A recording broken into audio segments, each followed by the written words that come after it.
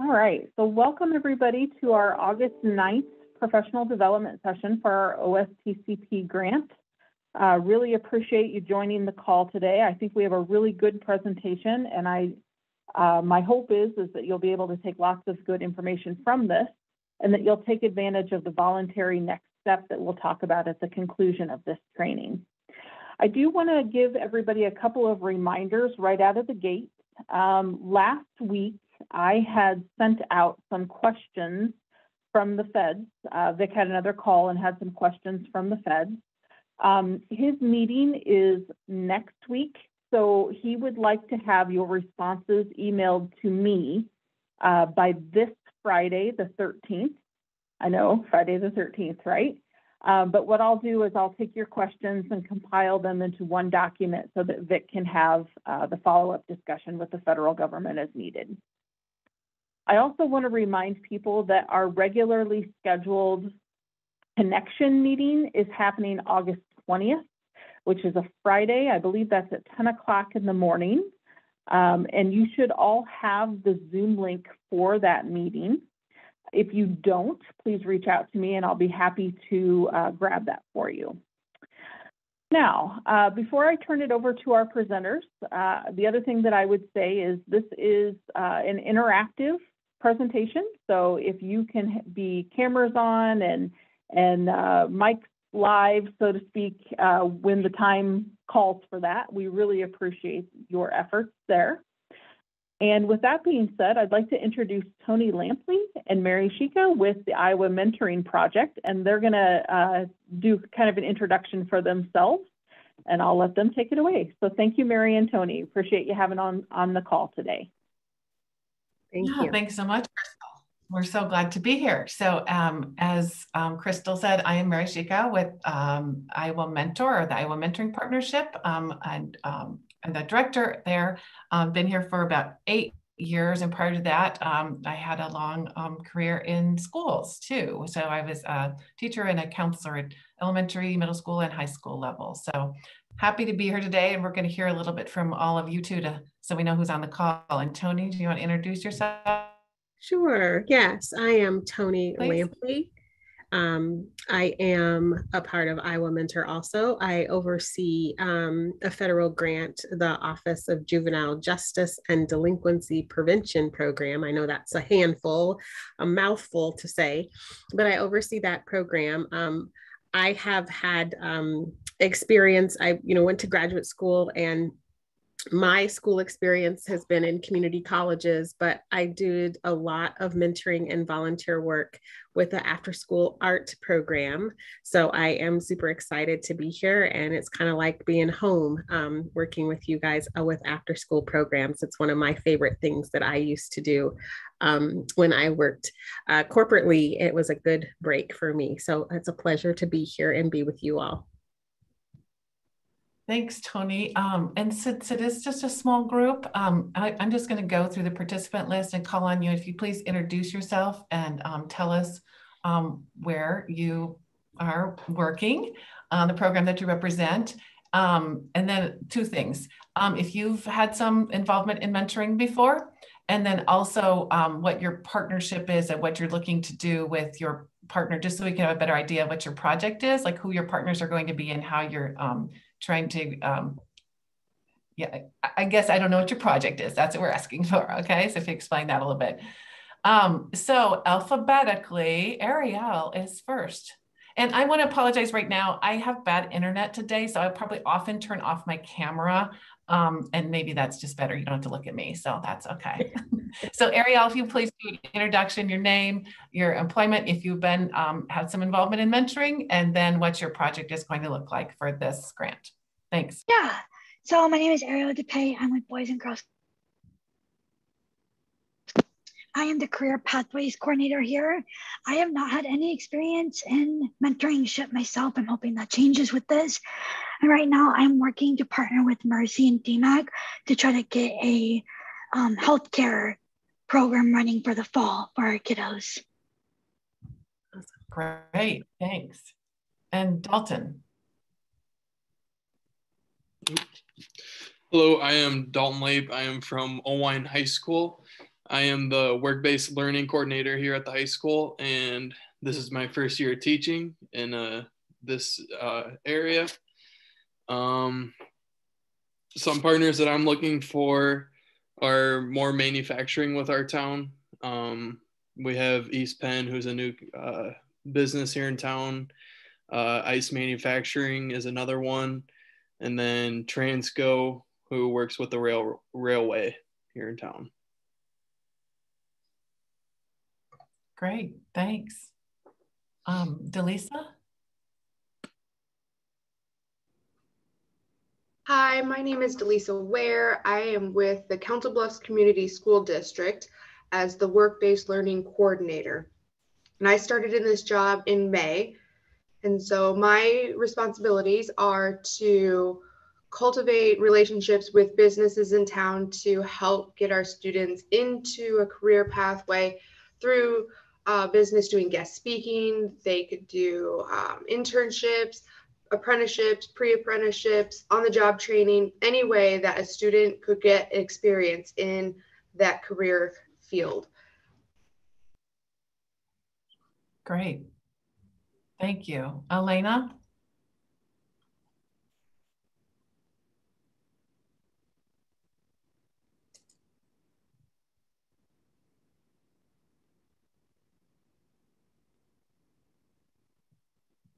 Elena, do you have audio? Elena, we can't hear you. Maybe we'll let her troubleshoot that here. Yep. And if possible, also, you could just put something in chat. Thanks. And Nikki. Hi, I'm Nikki Clausen with the Council School District.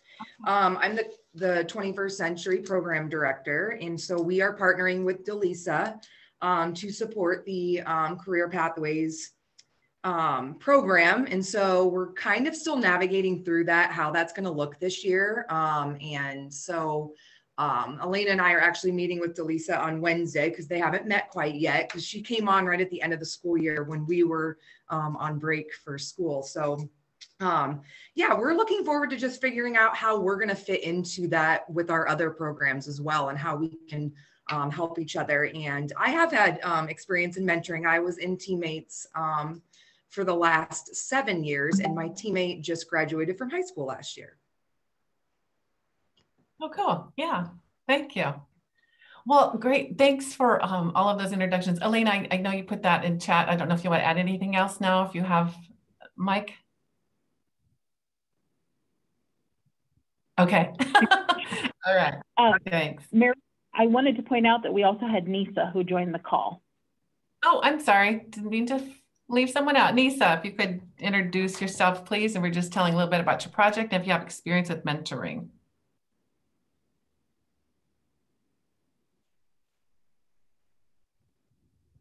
And you're muted, Nisa.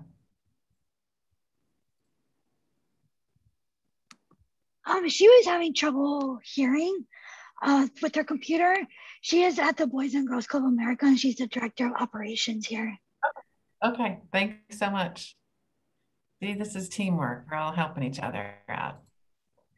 Great. Yeah. So the purpose of the training today is this will really be geared towards like your workforce partners, like them supervising young people in the workforce and supervising them with a mentoring mindset. So I think it's great. You guys are aware of this training too. You're connected with young people as well. It's not supervising them in the workplace, but also like you serve in a mentoring role too when you work with young people in your out of school time programs as well. So there is also a similar training for young people. So I know we'll talk about that at the end a little bit, but if it's, down the line, if it makes sense that we would train your supervisors, your partners, workplace, and then also if that would make sense to do this training for the young people that you're going to work with too. As Crystal said, we really do encourage if you don't listen to us talk the whole time too. So if you guys would utilize the chat, please, we'll ask you specifically to put things in chat or you're going to be doing some activities and then ask you to share afterwards. So we really appreciate and encourage your participation. So just a little bit about us. Iowa Mentor. I said we're the Iowa Mentoring Partnership, and we work with youth mentoring programs across the state. And Council Bluffs, they do have a teammates program in the school there. There are several mentoring programs, formal mentoring programs in the Des Moines area. I'm sure that our Boys and Girls Club are familiar with some of those. And Big Brothers Big Sisters used to be up in Owine. We worked with folks in Owine before too with mentoring programs there. But we also do this kind of work too that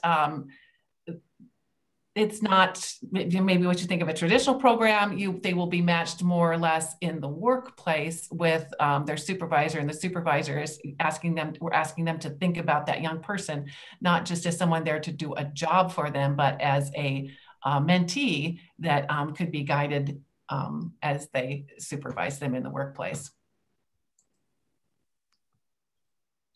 And I just wanted to point out this slide. This is us letting us know that we're in a time of transition. I'm sure you can see in this slide all the things that have happened in the last year and a half affects you, and of course affects the students and the workplaces that you come in contact with. So this is just an acknowledgement that we all have to pivot and change and work hard to keep, learning and connection at the forefront of our minds. And so this is just a slide to just say that, you know what, we've been through a lot. And this pandemic has hit us all in a whole lot of areas. And so this is just a chance to just stop and pause and say that, we're all trying to be creative and find ways that we can connect and make the most out of our times that we have communicating with each other. And just want to let you know that this is part of a national mentoring project. So the overall goals on the next slide, Tony, this is what they're trying to do, help young people build their social capital and their social networking and opportunities to connect with mentors in the workplace, and supporting the participating employers as well. Tony, we're flipping through the slides. Can you go back a couple? Yeah.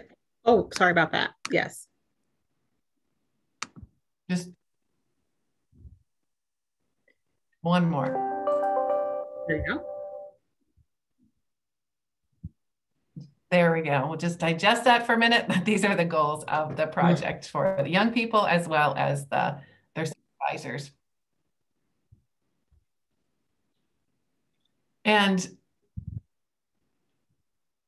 the United States map that we flipped through a couple of times just shows us that we are we're an affiliate of the National Mentoring Partnership. So there are affiliates such as ourselves across the country, and a lot of them are using the same curriculum, working with employers all over the country.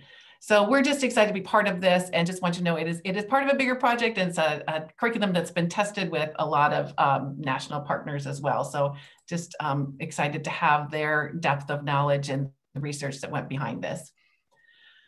So when we talk about mentoring young people, we know that there is a need for mentoring. We know the positive effects of mentoring, but we know that when three young people are growing up without a mentor, and that's formal and informal, but often we know that young people that do connect with a mentor on their own, it's because they have the wherewithal, they have those social connections, they have had that model to them, so they know how to reach out to teachers and coaches and leaders in their faith community, perhaps. But we're going to probably be working with some young people that maybe don't make those connections on their own, and they're going to be connected with a supervisor in the workplace. And so helping them see themselves as a mentee and looking for those mentors and those role models for them will be an important skill for them to have throughout their life. And same thing then with the mentors, to make them realize, help them realize that they can be that mentor for that employee, if you will, that they really can serve in a different role for them in the workplace. Just a few things about the mentoring fact. This is some national research. We just know that Youth who are mentored are more likely to be enrolled in college, volunteer regularly, be involved in a leadership position in a club or a sports team. And I love the last one, that if they have a mentor, they're more likely to say they're interested in becoming a mentor on down the line.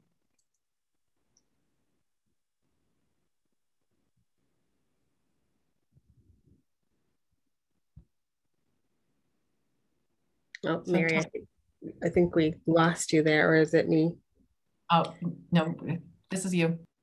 Okay, yes. And so we also, want to give you time as you are thinking about this for a bit. And since we're a small group, what was your first job, and where did you work, and what did you do, and how did you get to the job, and what were some of your challenges and opportunities? Would any of you like to share? Or of course, if we're all having audio internet issues this morning, so if you want to put that in the chat, that's fine too, but would love to hear from you all. It's good to take a minute to think about what your first job was. So my first job was at a restaurant, a locally owned restaurant called Villager, and I was a waitress and a dishwasher and a to-go specialist. So it just depended on the day on what you did. So right. And yes. So and I got this job because I went down and filled out an application, and then I had an interview, and I was hired. I was 15 at that time, and I actually stayed at that job for 8 years. So that's awesome. Wow. Yeah. So, and then challenges. I think it was a challenge because they had several branches in different towns, and I really wanted to be a manager, but it just was a challenge to get one of those managing positions. So. Yeah, thank you for sharing, Lisa. Appreciate that. Hi, this is Ariel. My first job was at McDonald's. I was the drive-through window person. I just walked in and got an application. I was 15 too. So I knew fast food restaurants would hire me. I think my biggest challenge is being professional and learning that it's not like school. You can't talk to everyone any kind of way. Yes. Thanks, Ariel, for sharing. Anybody else that can share, Nikki, or I'm trying to look at my screen too. And somebody new joined us. Okay, I'm looking in the chat. Okay, your first job was a hostess at Red Robin. Okay, Lena, and you got the job because they hired quicker compared to other places. Yes, and the challenges was that I didn't realize ahead of time that sometimes your weekly hours weren't guaranteed. Yes, and the restaurant wasn't consistently busy during your shift. Yeah, and you ended up leaving for a more reliable job. I understand that. Yep. Yeah. Thank you for sharing. Anyone else? Well, my first job was at a pizza parlor in my hometown, and I was actually 13 years old. I walked in and I asked the owner if they were hiring because my birthday was in 2 months, and because my then boss couldn't do the math, he thought I was already old enough to work. Yeah. So I actually worked illegally for like 2 months. Oh my. So I do think that was a little bit of a challenge, but so the other challenge that I would say is I would actually physically run to the station when I was out of school and mix up the dough and grate the cheese and make the sauce and do all of that. But then on Friday nights, I was also in the marching band. So I would take my band uniform with me and I would change in the cooler. Good time. Yes. Well, and Mary, you just shared that your first job was Dairy Queen and your sister had worked there. And so the pay was the low pay was ridiculous, but you had so much fun. And yeah, my first job was at, gosh, I'm dating myself. There was a restaurant called Rax, and I was in charge of the salad bar. And I think it's funny, you said, yes, you made I think I made like $5 an hour, Crystal. I can't remember, but I had to keep the buffet all full, and keep everything up and going. And I just remember how exhausting that was, especially at noon and at 5. And it was just a lot. So I remember that. Okay, so I'm seeing some things. Your starting pay was $5.25, yes. And then Dalton, your first job was at a local restaurant when you were 17, and you had to fill out the application, yep, and go through the interview. And it was in a college town. So the fall and spring were busy, but the summer they were very slow, and the pay was low, but tips helped. Yes, yes. So we all have had those opportunities and some challenges, but we all have sat here and reminisced about our first jobs. And so that's so good to get prepared for when you're mentoring, to just remember where you were at the time of some of these students that you may be coming in contact with. Yeah, I think about some of the situations that came up at work too, and I certainly didn't have anyone that was helping me navigate those. I think it's always interesting too. We all worked in the service industry too. Yes, that is interesting. So just a little overview of this Connect and Focus and Grow. Like we said, we're going to help enhance your mentoring mindset while supporting young professionals or young workers. We're going to process how to practice curiosity about a young person in a professional manner, and refresh your mindset on asking open-ended questions. We're going to talk about cultural awareness a little bit and the lens of self-awareness and cultural humility. And then we'll share some ways that we could look at some goal setting with young people, just some tools there. And a mindset, just having a growth mindset to adopt that when you hit roadblocks to achieving particular slides. So one other activity I'd like you to do as we start here, just on a piece of notebook paper. I know that you were provided the handout ahead of time, and it's also in, it was dropped in the chat. Crystal did that, but any of these things you can just, we'll just be referencing some of them, but you can also just do this on a piece of notebook paper. I don't think that these cutouts are actually in that handout. But I want you to think about the 5 people that you spend the most time with.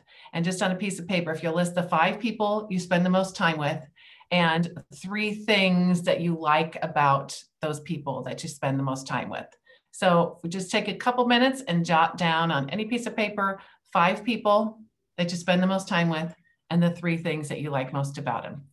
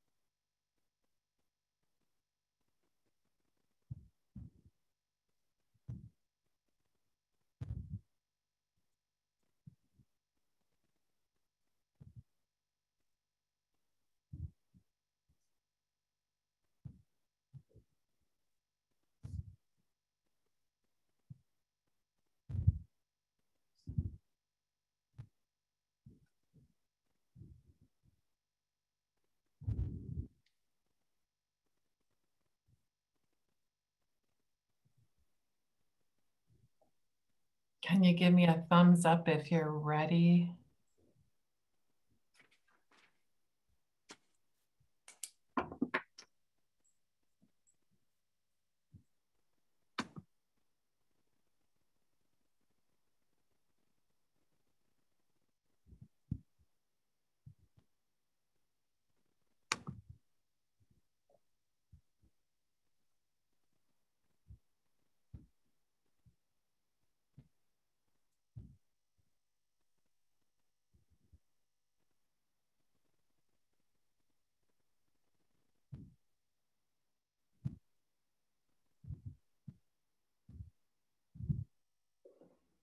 Yep.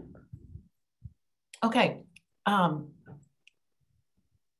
like to have a couple people that would be willing to share who their 5 people are and 3 things that that kind of rose to the top, the 3 things that all of them might, are a couple things that they all might have in common. So do we have a volunteer? You can unmute. Yeah, sure. Okay, thanks, Delisa.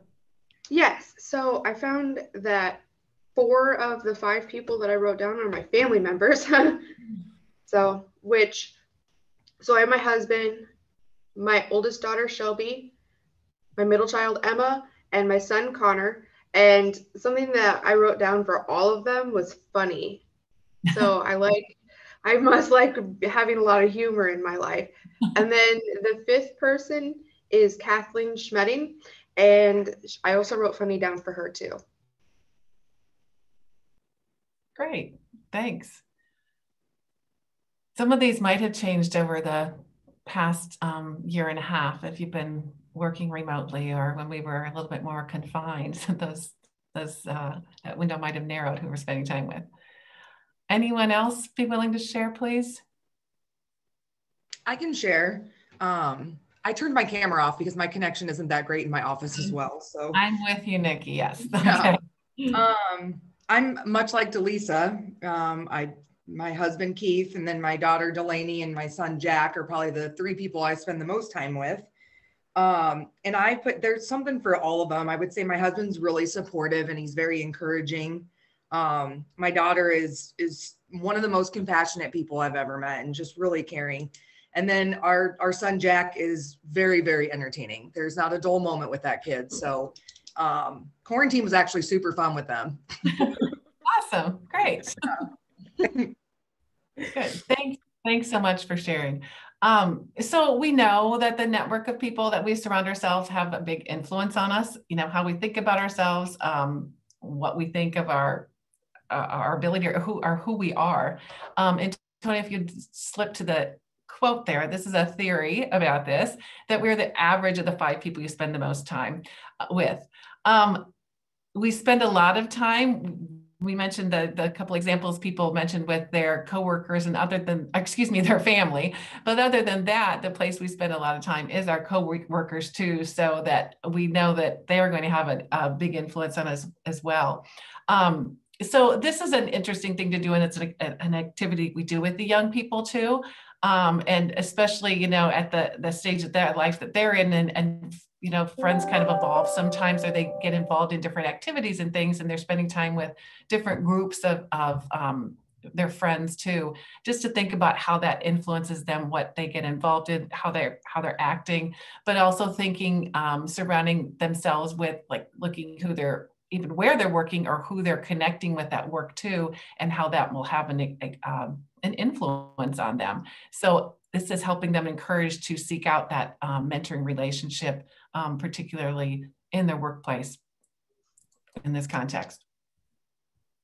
So Tony is going to start with this connect section, and I didn't say this at the start, but after this section, we will take a little bit of a break, so you can at least stand up and stretch or take care of any needs that you have. So Tony, turn it back over to you. Great, thank you, Mary. And so thank you for all of you and your continued oh my goodness, continued attention. This is going to be a long day, isn't it? And so connect, this is the connect section. And yes, after this, we'll just have a quick break. But, when we talk about connecting, of course, we want to make sure that we're thinking about that in the mentoring mindset, that that's the first thing we want to do, is to make a connection with the people that we are mentoring. So I wanted to show this video about what young people have to say about the power of a relationship. So I'm one of those educators that love to begin with the end in mind. So when you make a connection with a student, this is what they have this is what they've said about how they feel about the power of relationships. So I want to share this with you, and hopefully it will play. It was like I never thought that anybody would care about me like a family would. And it's like, no, this random woman cares about me like my own mother.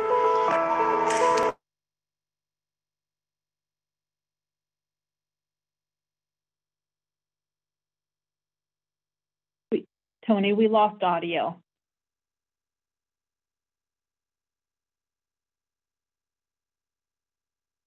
I think you have to unmute yourself since you're controlling. Thank you. Let's try that again. Everything was going in my favor. Being frustrated, I started skipping school. I didn't feel like they were taking the initiative to really try to help me learn the way that I learned. I was always getting suspended. Like, I felt like I was getting picked on by teachers. But she was like, you gonna do great things. And she meant it. In life, all you need is a person to be willing to understand you, to listen, to give an ear, an arm, something to help you out. Someone that's always there to help them when times are rough, and to show them that this is the right way to do it. And let that one person know about, their life and what's going on, because people just go to school and act like everything is all good, but you don't know about their life. Are you okay? Is all they could have asked me. And things could have been a lot different. They don't need a teacher to be like, oh, he's a bad kid, pointing the finger at him. They need, oh, you can change, They need somebody to uplift them. I walk in this morning, she like, how you going with your classes? How many more quizzes you got to do? How many of this, how many of that? You need help with this, I got somebody to help you with that. Miss Alvarez is one teacher I feel very connected with. She's my advisor, and she really helps me stay on the ball. My parents had always said, like, you're going to be the first ones to graduate. Having adults in my life who weren't family and who still believed in me, that is why I am who I am today. I knew I was capable of doing something better than I was. I have a chance to pull myself up. I want to graduate. I want to be something in life.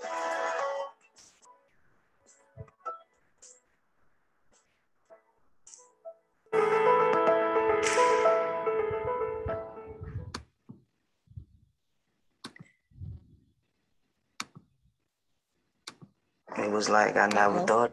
There we go. So I love that video because it, it's very clear that these students have had a powerful relationship and had success with being mentored and had someone other than a family member in their life. So as we unpack what it means to connect, knowing who you are is a valuable space to be in when you're trying to connect with other people and trying to have a relationship. So it's important that we look inward and do some reflection. And so I love this slide where it says self-awareness strengthens our ability to connect with others. And that's so true for us to look at who we are on the inside. So with that, what are 3 words that describe your personality tendencies? I don't know in your life, at the point where you are in your career, if you've done Myers-Briggs, introvert, extrovert, or if you've done DISC, or if you have done StrengthsFinder, any of those, but feel free to share if there are 3 words that describe your personality tendencies. For myself, we're big StrengthsFinder people in our neck of the woods, Mary and I. Of course, for me, I'm a connector and futuristic and strategic. And so those are my three personality tendencies, but feel free to unmute yourself and share what your three tendencies are. Or feel free to put them in the chat too, since we're all having internet audio opportunities today.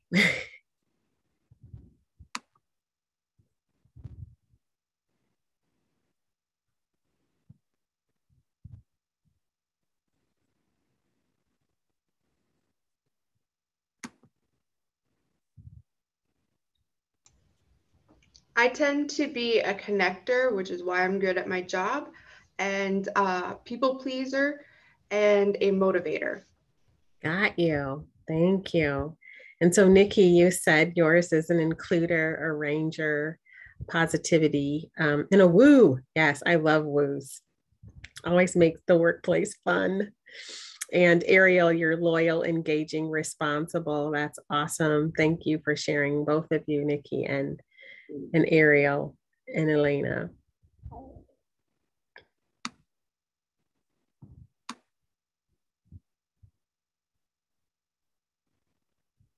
Anyone else? That's fine. Thank you for sharing. I'm going to move on and share that our personality tendencies, of course, this is just a simple slide to show how you communicate. They affect your relationships, how you make decisions, your self-talk, which is very big. I'm really big on what you say to yourself. Take actions, you know, the actions that you take or don't take. And what else do you think your personality tendencies tend to bring out? Anybody have any more that I didn't bring up?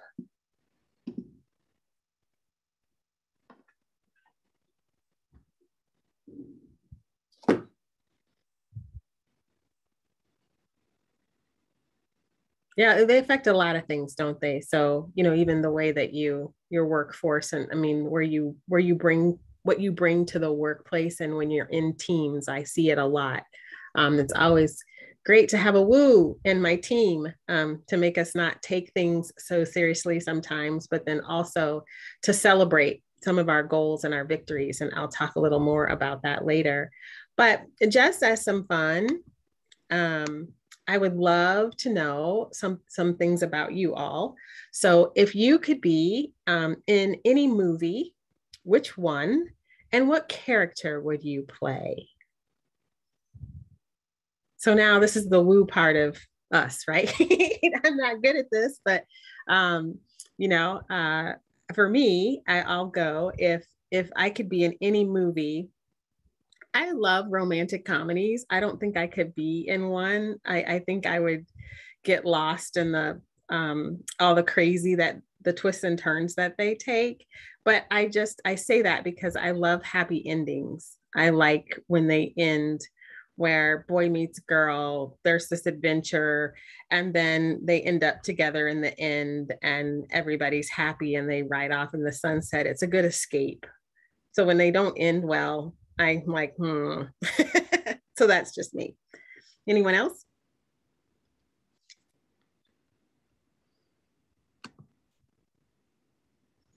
Oh, Harry Potter movies. Yes. Hermione. Loved her. You wish you could be in a musical, Mary. I didn't know that about you. That's awesome.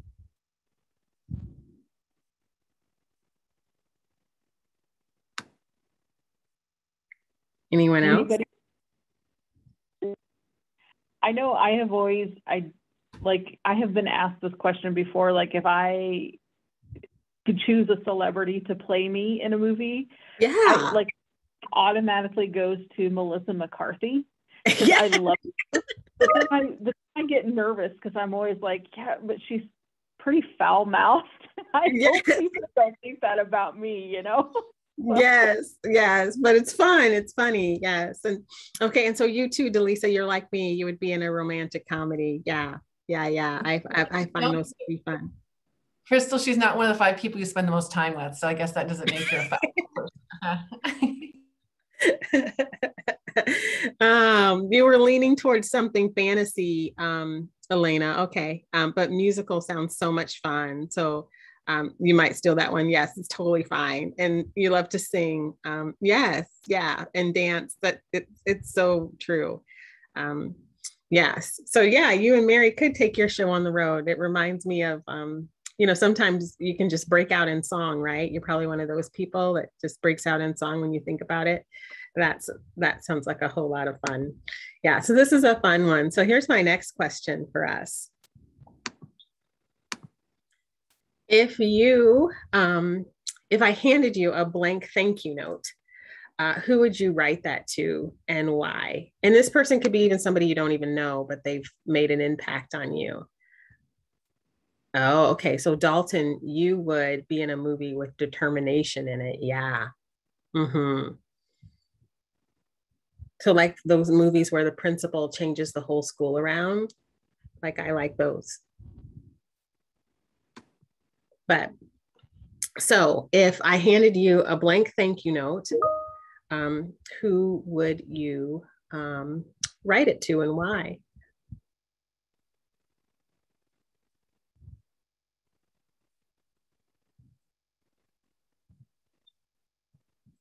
Okay. Oh, you family member, your parents, yes. Your aunt, sister, yes, that's awesome. For those of you who are saying that, might I encourage you to do that?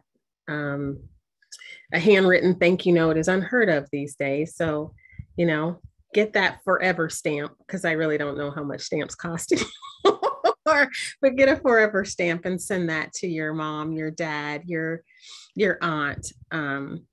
So you got in trouble as a kid and you wanted to thank, okay, Larry Johnson at East High School. That's so great, because he was the first person in years to talk to me as a person instead of lecturing or yelling at me. That's awesome. Yeah, send that thank you note today. That would mean the world to those folks if they're still around. So that's really cool. For me, besides family and all of that, I really would have to thank my English teacher. I've done it before, Mr. Forsman. He was just a great teacher that encouraged me to keep writing.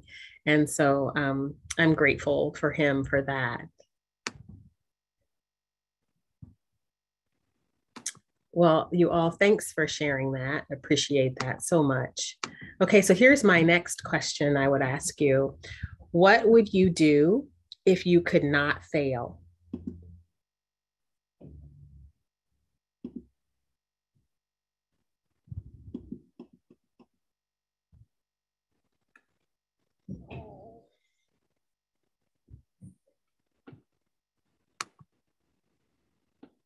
You would flip houses.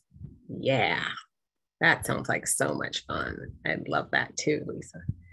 So Lisa, we're like connected. I think we're like connected. I do the same thing. Yes, yes.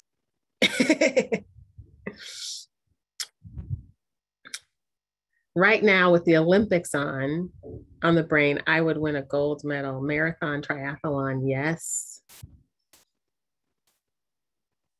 And all the training you'd have to do, Mary. I'm with you. That's dream big right now. Right, exactly. Oh, you'd play the lottery. Yes, you couldn't fail. Oh my gosh, that is a perfect answer. That is a perfect answer. I would take Crystal. Yes, you're the first person when I've done this. You're the first. You got your eye on the ball. Yes, if you couldn't fail, I'd play the lottery. Shoot, and then she'll help Elisa finance her house with.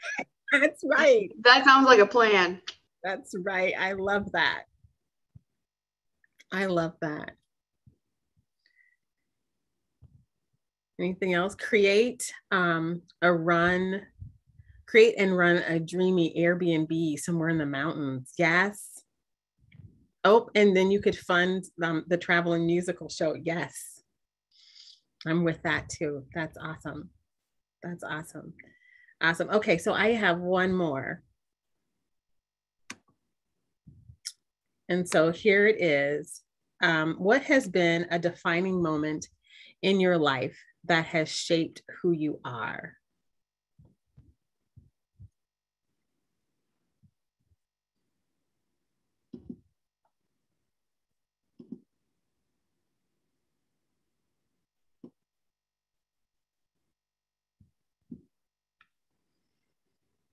Okay. Yes, becoming a parent, becoming a mom. You betcha. I agree.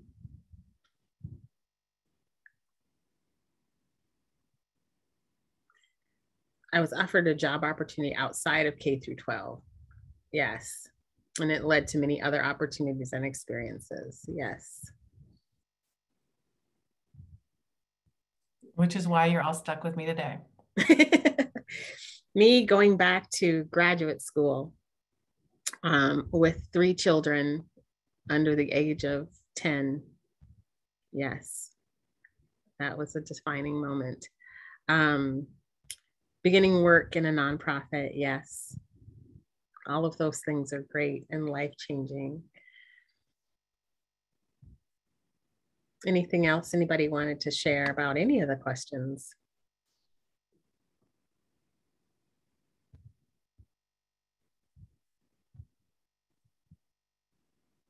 Okay, Dalton, listening to a college professor every day who built a winning program at Wartburg College, and I would pick his brain on things to figure out how and why he made the choice he did. Yeah. That's great. Thanks for sharing, Dalton. All of you, thank you so much for sharing. So, doing this, we created, oh gosh, this is a really sensitive little thing I got going over here on my side.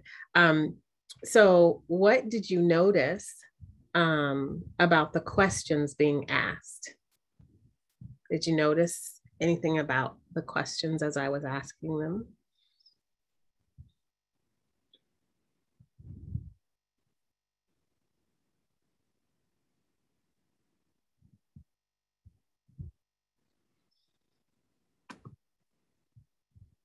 Yes, they were fun and then became more personal and thought-provoking. Yep, Ariel, that's right. So they became increasingly personal as we went along. And so, and I thank you all for playing along. And we now have a connection here on our webinar because of the way you answered. And do you think everyone would be comfortable sharing answers to all of those questions? If we were in person, for example, do you feel like people would be as authentic answering the questions? Just a question to ask.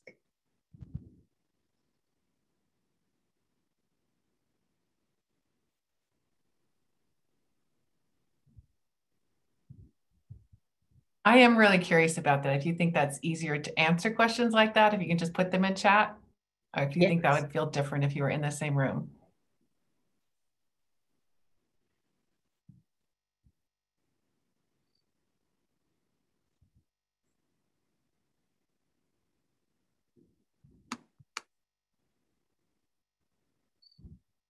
Yes, it's easier to answer them online than rather in person. Sure. Something about our new world, of just, being in webinars and seminars and being online somehow can be more personal. We can say things we wouldn't normally say in person. Do you think there are questions that students may hesitate to ask you, or questions that may be hesitant for them to answer more truthfully? Especially, we can unpack this if you'd like, but especially sometimes in the workplace, they may not feel comfortable asking questions. But what do you think? Here we all are as adults in our professional lives, but what do you think students would do?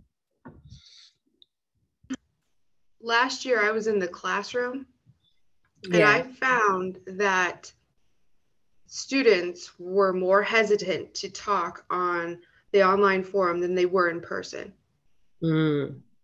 Participating. So for Council Bluffs Community Schools, we had it hybrid. So half the students were online and half the students were in the classroom. And the classroom students did a lot better job of participating and communicating in class. And then the online people were sort of, I don't know, mute. They didn't really talk at all. And so that I found that to be really interesting because, like I said, for me, it's a lot easier to talk to people on this forum, but I don't know. So yeah, just an option. Yeah, so kids are more, Ariel said kids are more self-conscious of what others would think about their answers. Yes, yes, we still, I don't know when it is that you started not to care what other people thought of your answers, but it definitely wasn't when you were 21 or younger. You know, that comes, I think, with age and maturity, for sure, or however, you know, students unpack that.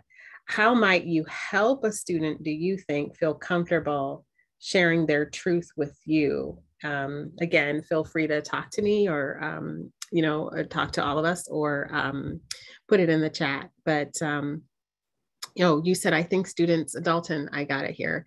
I think students have a hard time asking questions when their friends are in class. Yes, especially if it's a question on homework. They would rather send emails and ask questions instead of asking in class, for sure. For sure. For sure. Thank you for saying that. So, how do you make students feel more comfortable? Do you guys have any suggestions for some of us?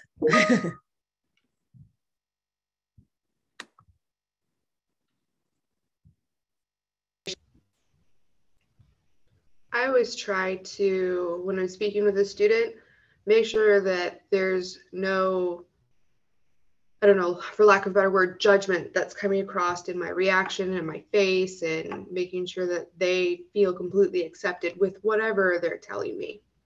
Yeah, absolutely. Making them non-judgmental is very huge. Can you guys hear me? Yes. My audio is acting up. I always try to keep it pretty lighthearted. And one thing I've learned is when I'm wrong, I apologize to the kid. And I think they realize this isn't just a grown up telling me what to do, like they're going to hear me out. And that's changed a lot about how much kids open up. Yes, that's great. Thank you for saying that, Ariel. That's very true. So, you know, great questions to ask. As you are getting into the mentoring mindset, it's the same, you know, we've had some good examples here, but, you know, what do you think? Why do you think that? How do you know this? What questions do you still have? Or of course, with students, when they have an interest in something, you can say, tell me more about X or tell me more about that. Yes, I love try building a relationship with them, find something in common that I can talk to them about. Yep, sports, cars, all those things. And so I love this quote here by Tony Robbins. It's one of my favorites. It's become one of my favorites. Successful people ask better questions. As a result, they get better answers, of course. So I'm sure you guys have seen this slide before. This is the waterline of visibility. You've probably seen it as an iceberg of some kind, but on the surface of people, this is kind of the things that we see. You know, race, gender, age, skin color, a little bit, you can tell maybe nationality or physical ability, you can kind of say a little bit of that. But as you can see, when you get to know people, what lies underneath the surface is far more deeper. And we can't get at that unless we ask questions.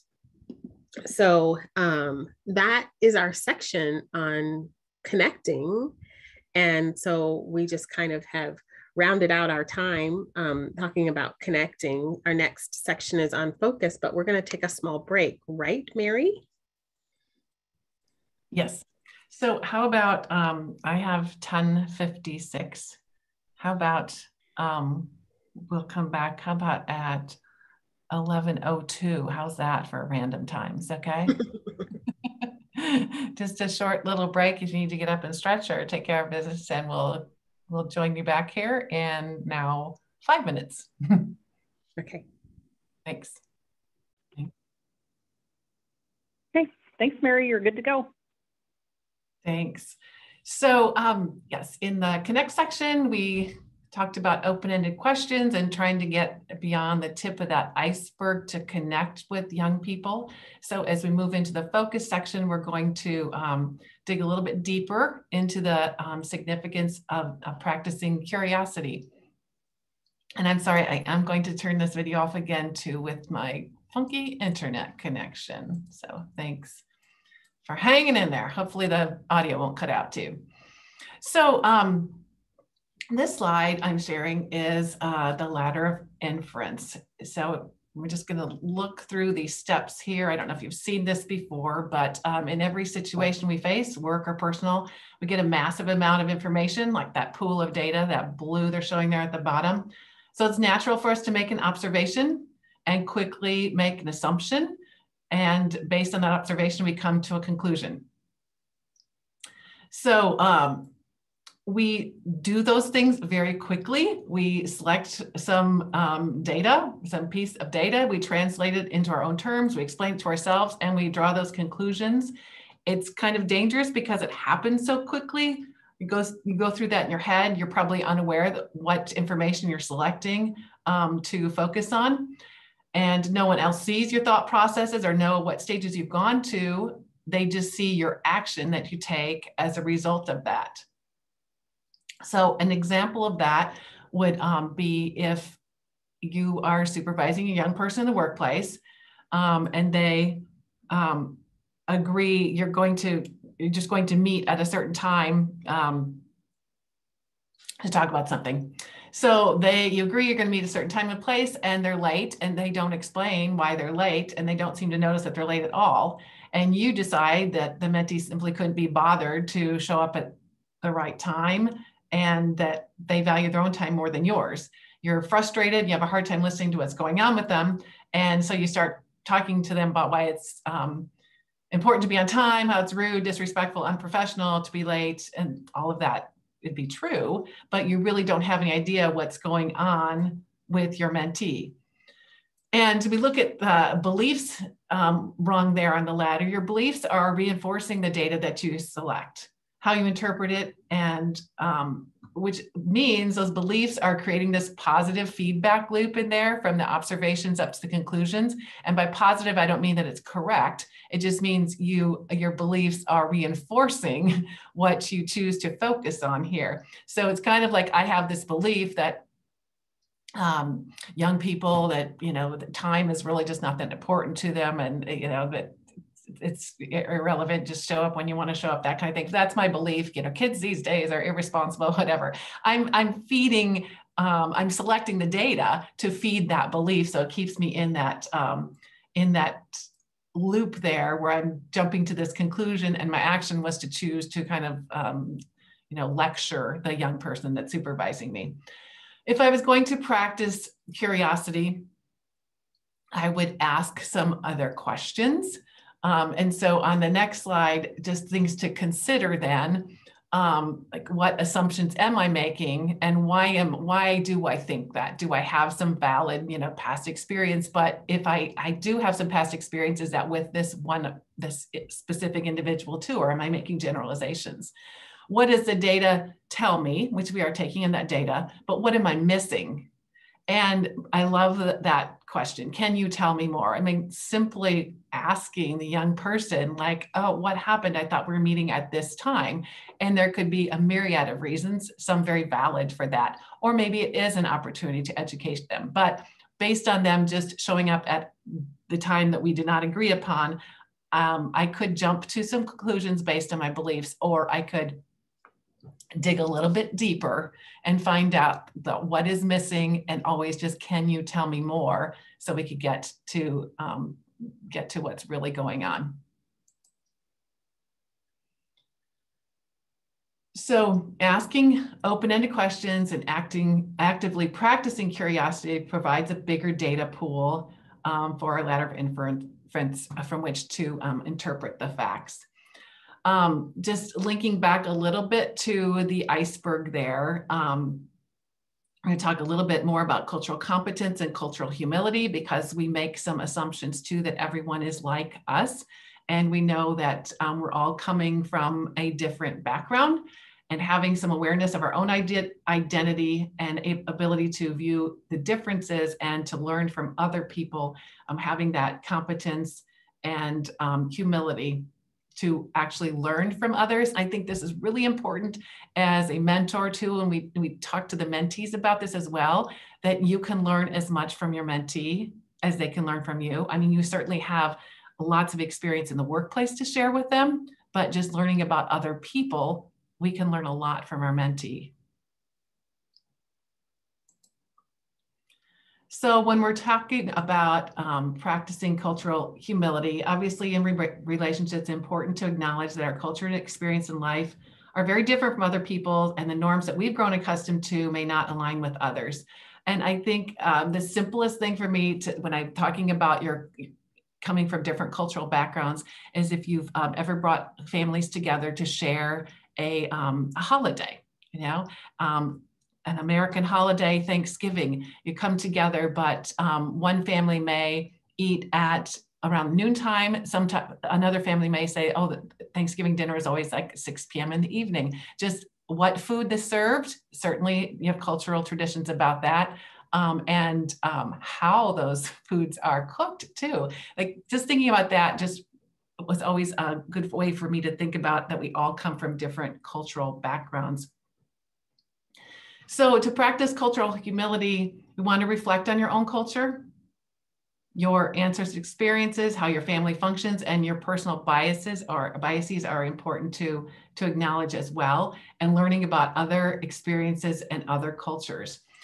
Being aware of labels and stereotypes we use and how they can how they influence us positively and negatively.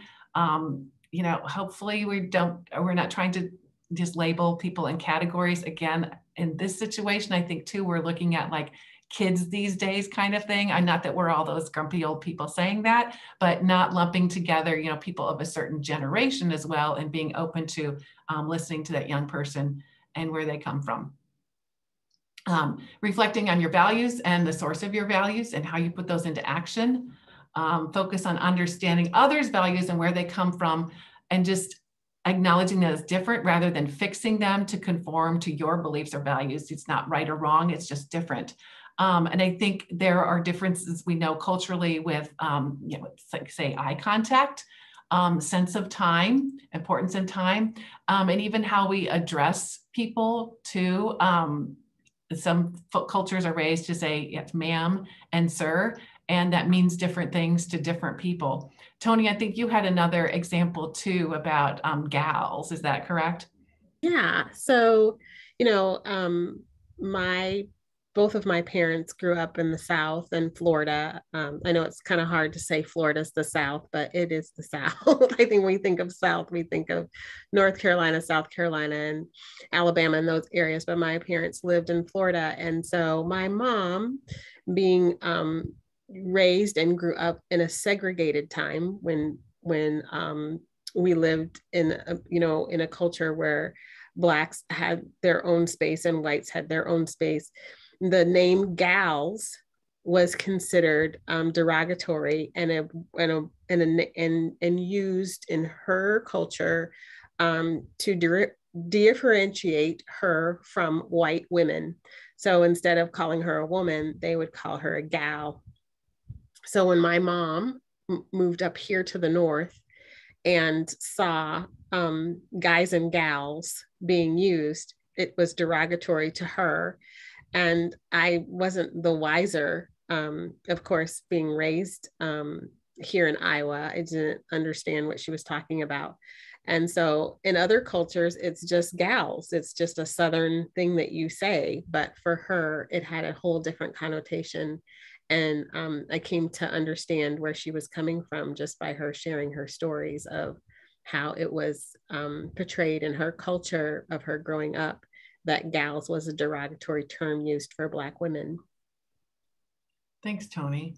And so if I say gals, it doesn't make it right or wrong for me or her mom. It just means it has different meaning because of our own background. The other thing I've come to think about recently too is I've used the term you guys to you plural of a group.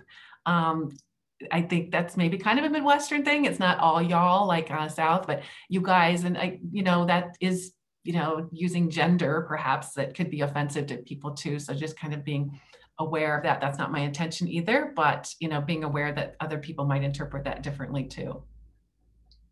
So I love the very last point too, that we just have to really appreciate that others are the experts of their own experiences, and we'll never know everything about another individual's life. As much as we can practice curiosity and be open to them sharing with us, we really have never walked that walk, and we'll never really know everything about their experience. Does anyone in the group have any examples of differences in cultural backgrounds, experiences, or a time when you've had to practice cultural humility? That could be personal or in the workplace.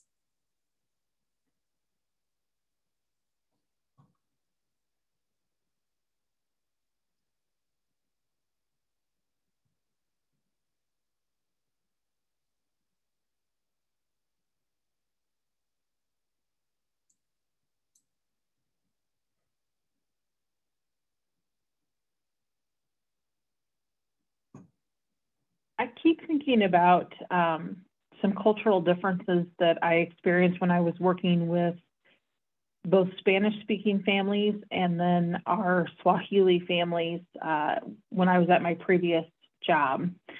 One thing that continuously came up was kind of this concept of time. Like how do you, if something, for us, if something starts at 9 o'clock, you're there at 9 o'clock. Time is a kind of a fluid concept for other cultures. So I think that was something that we really had to do a lot of communication around in that, and with this particular group, their overall goal was to assimilate into this new geographical area and the culture that existed there. So it was that balance of finding, of helping them to join in, but then also respecting those cultural differences and where they came from. And that got a little tricky sometimes. Yeah, Crystal, thanks for really pointing that out too, because there are differences in cultural norms, but then it's also like there are going to be like in the workplace, like it is going to matter that you need to show up on time. So it's acknowledging that, that at some situations it's going to be different. And if we're in Pittsburgh, we'd be talking to Yinsers, huh? That's interesting, Dalton. I think another one that could come up in with the young person too, if you talk about financial literacy as well, or just the concept of saving and spending. And I don't mean just because they're a young person, but if money means different things to middle class than to lower socioeconomic level, or even to the more wealthy people too. I think middle class people sometimes have a hard time seeing people with less money spending instantly, but if you come from scarcity, it's like you have something, if you have money, you're going to buy what you need. So there are some differences in our financial habits as well. And there are some opportunities to educate a young person in general about, the saving and spending, but, hearing where they're coming from too is important as well. So yeah, this is just something we'll continue to reflect on as we're, thinking back to that practicing curiosity and the ladder of inference, just, thinking about cultural differences as well, and trying to look at issues in that context with the young people that you're working with, or everyone that you're working with, is for that matter. So all of this awareness that we're focusing on when we're connecting, but we're going to focus that then to some action. So we're going to look at a couple things about some goal setting now. And moving to, like we said, moving to action in our work. We can have all the awareness about ourselves and others, but eventually, like this says here, a goal without a plan is just a wish, and we need to, I love that we have to write it down and speak it. If we tell people we're going to do something, we're more likely to do those things. So when we're thinking about young people in the workplace, it'd be nice as the mentor to set some goals to them to foster the best supportive relationship that you can with a young person. So if you could just have a goal, perhaps that you're going to have lunch with them, you know, whatever, once a month or something like that. You're going to text or chat with them on whatever basis. Maybe you're going to meet up with them outside of work and have an experience outside of that. Or maybe you think about soft skills that you'd like to develop with them, like how to make a good first impression, advising them some of the workplace norms, appropriate office attire, communication is different. We talked a little bit about, you know, chatting and all this online, but, you know, what does a good professional email look like? It's not like you're texting your friends and putting in a bunch of emojis and GIFs in there. So, and then really listening to them and helping them reduce any barriers that they may be facing. And thinking back, I guess, to some of our first experiences in the workplace, just so we can remember that that is where they are, and thinking about things that might have come up with us, for us, but also listening to some barriers that they might be having and how you can brainstorm with them to overcome some of those challenges. So this next slide is in your handout. And it's defining your vision, like who you want to look like. This is an exercise that you could do with a young person if you're supervising them. But looking at who you'd like to be as your future self and where you are right now in the present.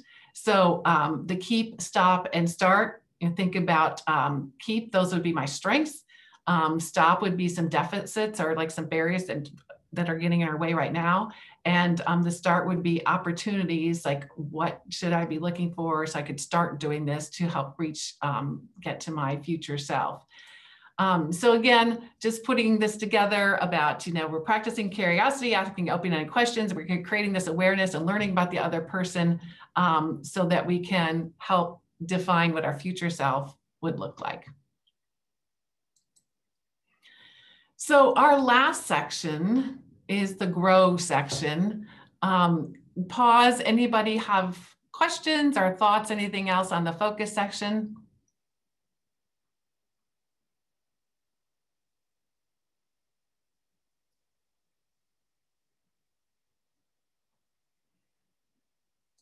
Okay, in the grow section, we're going to start with talking a little bit about growth mindset. And this is probably, you guys could probably all be teaching this because I'm sure that you are very familiar with growth mindset, but just a reminder that this would be, again, we would be doing this training for supervisors in workplace as well. So maybe that's not something they're as familiar with. So just helping them think about the ability is developing, and we're all looking for, we can all experience growth and learn new things all along. So we're going to hit some roadblocks, but that doesn't mean I can't do that thing. So yeah, I guess I should say I haven't won that gold medal yet. I love the yet with things. You know, I can't do that, but we always just say yet. So if a young person is having a challenge in the workplace and they say, you know, I just can't do that, or I'm not good at that, you know, I'm not good at that yet. Just helping remind them that it's just something that they haven't learned and there's still an opportunity to learn that. And I think we sometimes, you know, we can use that as I have plenty of examples out in the workplace. I might say like, oh, I'm no good at I'm no good at, it's something with technology, I would say like, so yeah, it's like, so then I'll just be like, oh, somebody else needs to do that instead of me learning that I can do that. And I'll have to do that myself too. So there's that yet. And I got called out on this. We're doing some strategic planning for Iowa Mentor, and we've always worked with K-12 programs kind of through like 21 of like this training is more like to 25-year-olds as well.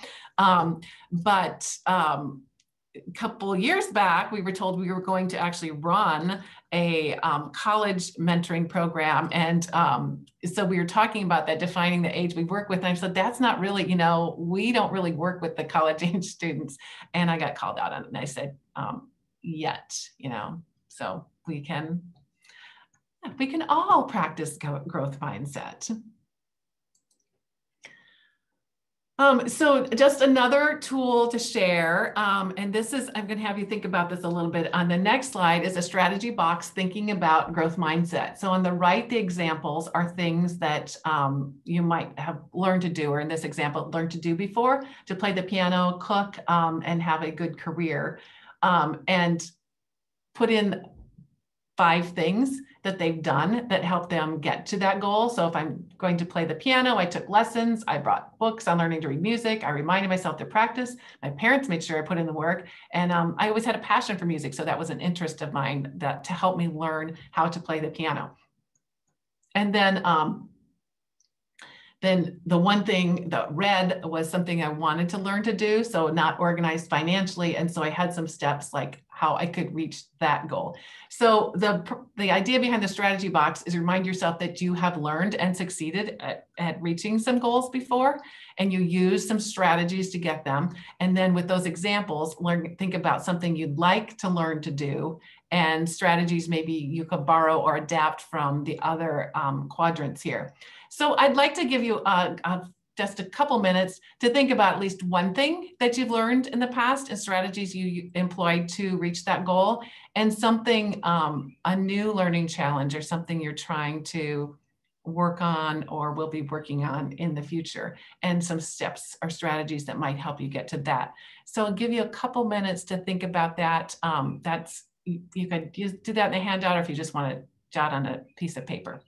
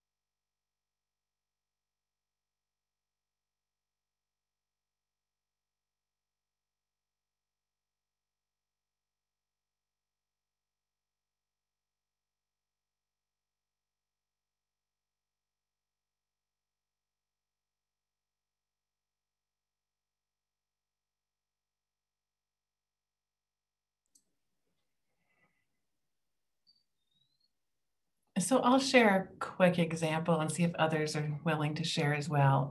Something I learned in the last couple of years as I started mountain biking. So strategies I used, I rode with people that knew what they were doing, watched YouTube videos. Input is one of my strengths. So always just get as much information as I can about something, but not to the point of paralysis that, I actually go out and do it. And then it's putting in some time and falling and being okay with that. And then just getting back out there. So my new learning challenge is totally unrelated to that. I'm navigating long-term healthcare insurance and in-home care for my parents. But it's totally unrelated to mountain biking. But again, it goes back to input. I find out as much as I can about the situation. And this is more maybe reading. There aren't many YouTube videos on this. But I always talk to people, like I rode with people that knew what they're doing, like talk to people that have had this experience as well, and getting information that way, as well as talking to experts, in the field. But even though they're totally unrelated, it did bring to mind talking about my mountain biking, just my need for input and getting as much information as I can, even though I go about those in different ways in those vastly different learning situations. Does anyone else want to share something they're learning now or something that they've learned from and how the two might connect?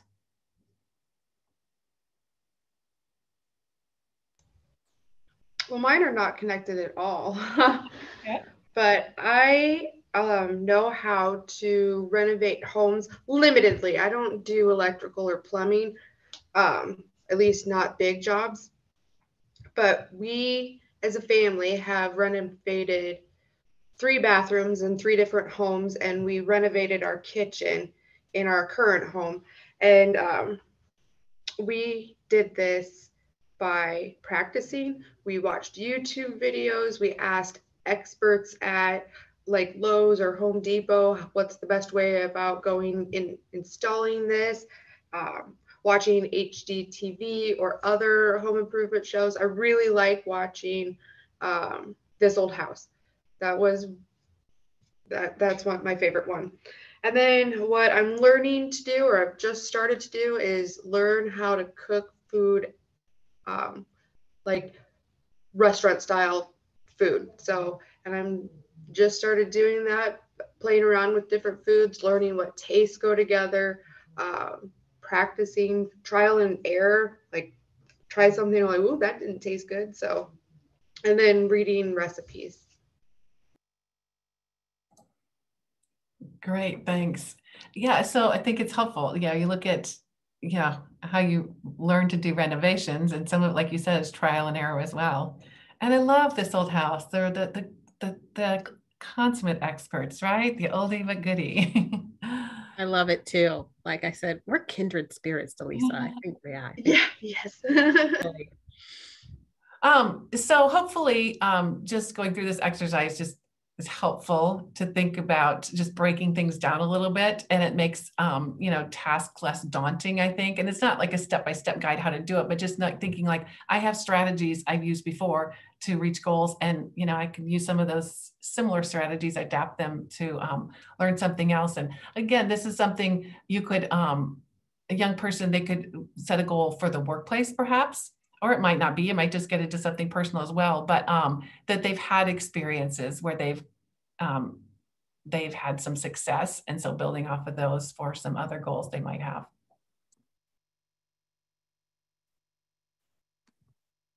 Yeah, so in your workbook, there should be a goals worksheet similar to this. And of course, setting goals and having steps to do that is so important. If anybody wants to in the chat, just tell me or share how you feel setting goals is connected to having a growth mindset.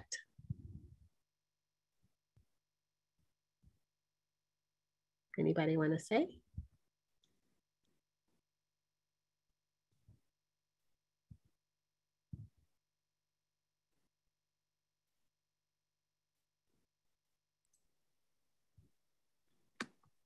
My screen takes a while to kind of get it going. Okay, you can think of something you can do each day that can get you closer to your goal, yes. And it is a plan on how to achieve the goal, right? So, all of you are correct just in the sense that having a goal is just going to move that growth mindset. It just puts it in action, right? It just shows you your growth mindset, how it's moving. And so when we make goals, we talk about what I love about setting goals is that for the most part, all of us know that we need to set SMART goals, right? I'm sure you've heard that your whole life. Is your goal specific? Is it measurable? Is it attainable? Is it relevant? Is it time-based, right? And we hear that over and over again, and all those things are really good. What I love about this worksheet is it really breaks down what actions, what steps will you do for you to reach your goal. I love that there's a short-term and a long-term point to this. I love where it says, who will support you and check in with you? So accountability partners are so important when you have a goal that you want to set. I'm like you, Delisa. I am making improvements on my home, and I wanted to redo my daughter's room. And I thought, gosh, what I'm just going to do is have someone come in and paint it. And a friend of mine and myself, I said, you know what, I can paint this myself. What's my problem? I can do this. And my friend said, yes, you can totally do it yourself. You used to be a design consultant. You can do this. And so I did. I set action steps of when I wanted to do it. Of course, I had an accountability partner that said, did you do it yet? I set a deadline on when I was going to do it and how I was going to do it. It wasn't as simple as painting a room. My daughter had put some holes in the wall and it was 2 different paint colors with a chair rail, so that there were some challenges. But I was like all of you, Mary, Delisa, you look on YouTube, you get some input. So what potential challenges did I think about? What motivated me to do it, to keep going? And the end result, I think that having something like a project like that, you get a good end result. So I say all of that. And then my girlfriend said to me after I got it done, she said, how will you celebrate that you finished your goal? And that stumped me. I didn't know. I didn't think about how I would celebrate. So I'm saying to all of you, when you finish your goal, or when you have a mentor-mentee relationship and that mentee reaches that goal or does that thing that they set out to do at the end of the relationship or end of their time with you, how will you celebrate? How would they like to celebrate? And having that to look forward to when they're done, that really does make all the difference. So I just wanted to bring that out of this. And then to say some of the things that mentoring, what it does and what it doesn't do. So when you're mentoring, you meet job seekers and mentees where they are. We don't try to fix them or tell them what to do. I think Mary had mentioned that. I think that's so important. I think that we can learn a lot from our youth in this way, or even learn a lot from someone who wants to learn from us. They may not be young, but they want to learn. Journey alongside of them, like, balancing teaching and learning. Focus on creating safe, trusted spaces to explore our own identities. There's that cultural competency coming back out again, and replace judgment with curiosity, focusing on great questions to ask each other, really, so that you guys can understand each other better. Cultivate and model the growth mindset. I'm not there yet. I'm not doing that yet, but we can all grow. Or even, I have found, identifying the obstacles and trying to find creative strategies on how you're going to achieve those. Even in the job, when there's something that happens in the job where we've just never been able to be successful doing this or that, asking the why questions and asking the new person, the mentee, what do you think we could do? Because we've just never been able to get past X. yet. So making those things, and avoid making assumptions. You know, we can always make assumptions of people, but when we ask questions, I believe that the assumptions go down much greater when we are able to open up and use curiosity. The other things I wanted to share is strategies of a mentoring relationship that produces some growth. And these are like 4 quadrants that we go through when we are building relationships. We know that relationships aren't built overnight, right? So, and trust isn't automatic. So one of the biggest things, the first phase is probably the most critical, and that is phase 1, which is initiation. And so during this time, you know, developing a rapport and building trust, getting to know the person. This is, you know, building a foundation in a strong relationship.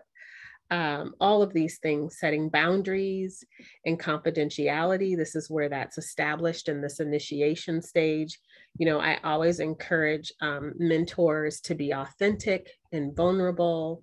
It's important that you share in this time where you're thriving and where you're surviving, right? So they can say to you, me too, you know, I have my own set of issues, my own set of challenges I have. So they don't see you in this perfect mind frame all the time. And so phase 2 is cultivation, you know, growing a sense of familiarity and consistency, you know, that can foster trust. So you develop a rapport and a rhythm with them.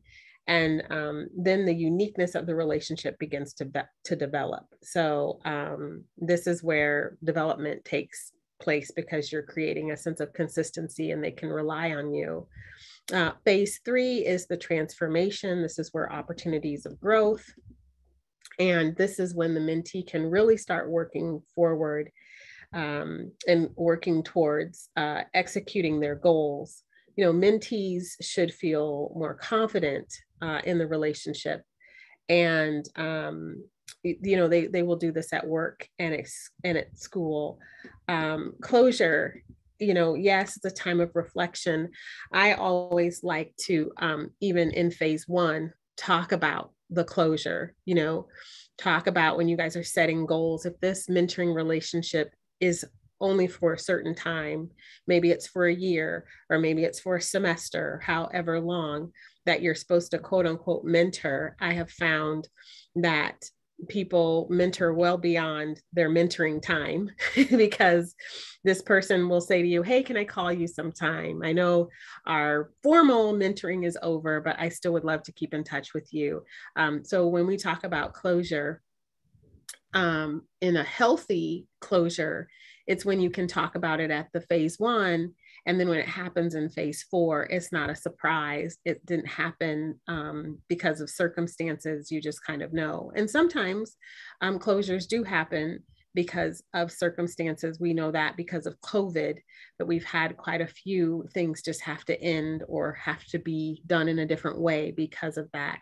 But when we are able to talk about it and we've gone through initiation and we've cultivated and transformation, the closure can be a healthy thing, and it can lead to other things, like maybe perhaps now the mentee wanting to be a mentor someday. So those are some great things that happen in mentoring relationships. Yeah, and Tony, I just think those stages are so important because for both the mentor and mentee, sometimes there's unrealistic expectations in this relationship, you know, that you're just magically come together and then like, we're going to be besties. And, you know, you think about any relationship you have, you know, a best friend relationship. It's not like you just said, hi friend, and then you're besties for life. You know, you went through these stages too. So I think it's just really important we set those expectations with the mentor and mentee. We are asking them to be in this relationship, but it doesn't mean they're going to click right away and just these deep, meaningful conversations in a deep, meaningful relationship. It takes time. It does take time. Absolutely. Absolutely. So this is Connect, Focus, Grow. Mary, I think we have time. quickly to share this video. This is a video created through the National Mentoring Project. This kind of shares the mentor-mentee relationship in an office kind of setting and what each group is kind of getting out of it. I promise not to put myself on mute so that you can hear the audio. Here we go. Confidence was a major thing that was brought out of me from this program. Every time we come here, they make me feel like I'm special and that I can do this because I have it in me. The Connect, Focus, Grow training, it prepared me for the internship because it gave me a foundation to build off, and it helped me in my relationships and networking, and then actually communicating with my mentors. Being in this training really helped me figure out ways to stand out and not be part of the crowd and just sit in the background. Those 2 weeks of learning have will literally help me through the lifetime of communicating. Before, I was sort of lost career-wise. I wasn't really sure where to go. And then once I started working here, it was encouraging. It really helped me decide where I wanted to go and what I wanted to do.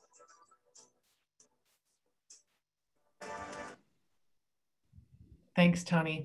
I know, like Tony said, those are more office settings, different than, I don't know if they'd be different than the workplaces that perhaps you're partnering with, but I just like that it shows the power of that this relationship can have for a young person too. So if we would like you to complete an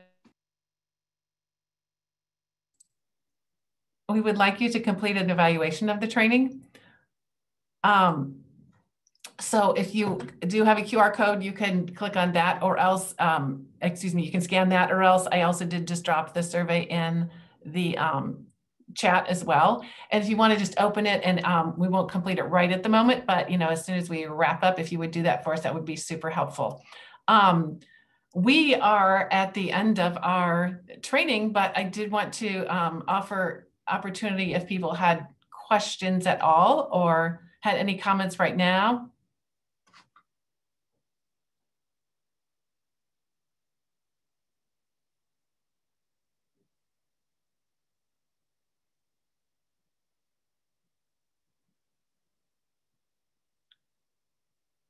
Well, if not, just want to thank you for your time today and your attention and your participation. We really do appreciate all the comments in chat and the conversation. It just makes it so much more meaningful to hear your personal examples as well. So I'm going to turn it back to Crystal. You'll have the survey as well, Crystal. You could share that with folks, and they have the handbook. You have my contact information if you guys needed further information, but we can also talk more about, if that's something that you want us to do with the workforce partners or with your mentees as well. Thanks. So thank you, Mary. Thank you, Tony. I really appreciate you doing the training today. Everyone else on the call, as we mentioned at the beginning of the presentation today, today was designed to be kind of that introduction. We had hoped that you would have some of your partners on here so that they could also have that introduction. Again, that didn't come to fruition for today's session. I had also mentioned to you that there is a youth-specific component to this training. And if that's something that you are interested in and implementing at your site, you just need to reach out to me, and I'm happy to make those connections to Tony and Mary for you specifically so that you can explore that. While that is not a mandatory component of the grant, I personally see that this could be very beneficial for the youth in your program. So if it's something you want to take a look at, even if you just want to have those initial conversations to be able to explore and see, what would it take, how might that look, and so on and so forth, I'm happy to make those connections for you. So with that being said, again, I gave you guys the reminders at the beginning of the meeting about our questions from the feds that are due on Friday. And then our standing call is on the 20th. Hope to see everybody then. I do want to, again, thank Tony and Mary. So if maybe we could give them a reaction, maybe give them a clap there or something like that, or, you know, drop a message into the chat thanking them for the time, because again, we really appreciate the efforts that these ladies put into this presentation today. And before we log off, I'll open it one more time for questions or comments.